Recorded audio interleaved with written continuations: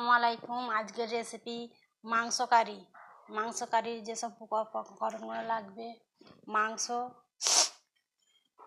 Vinegar, লবণ, গোলমরিচ গুঁড়ো, জিরা গুঁড়ো, লঙ্কা গুঁড়ো, ধনের গুঁড়ো, হলুদ গুঁড়ো, মিট মশলা, তেজপাতা, ধনে পাতা, পেস্তা, কাজু পেস্ট, আদা রসুন, কাঁচা লঙ্কা, পেঁয়াজ কুচি। প্রথমে মাংস কিছু উপকরণ মাখিয়ে নেব: কাজু বাদাম, আদা রসুন, ভিনেগার,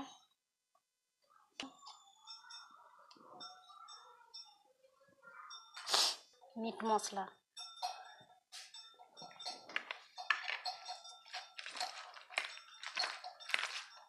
আমার মাখানো হয়ে গিয়েছে, আধ ঘন্টার জন্য রেখে দেবেন। তেল দিয়ে দিলাম কড়াতে,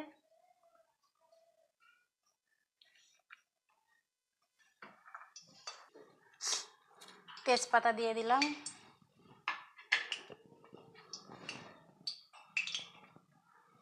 পেঁয়াজ কুচি, গোটা লঙ্কা। পেঁয়াজটা আমার ভাজা ভাজা হয়ে গিয়েছে, মাংস দিয়ে দেব।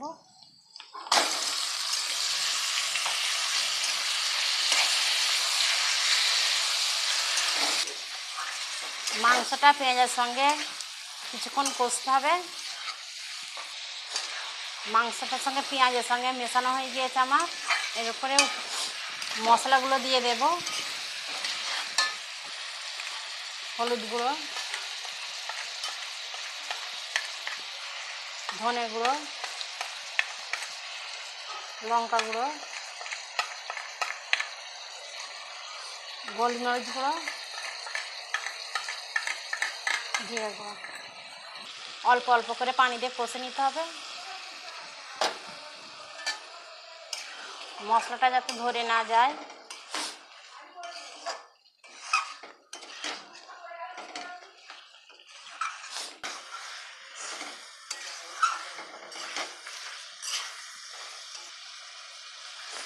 কি সুন্দর গন্ধ ছেড়েছে বন্ধুরা, দেখুন আমার কষা হয়ে এসেছে। এবারে পানি দিয়ে দেব। দেখুন বন্ধুরা, ভিনেগারের সঙ্গে টক দই গুলে নিয়ে উপর থেকে দিয়ে দিলাম, দিয়ে একটু মিক্সড করে নেব।